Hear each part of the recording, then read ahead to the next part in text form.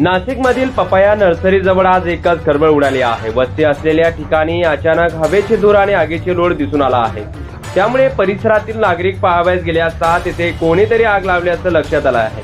यामुळे मोठ्या प्रमाणात हवेचे प्रदूषण होत आहे। त्याचबरोबर आग लागल्याचं परिसरात दुर्गंधी देखील पसरली आहे।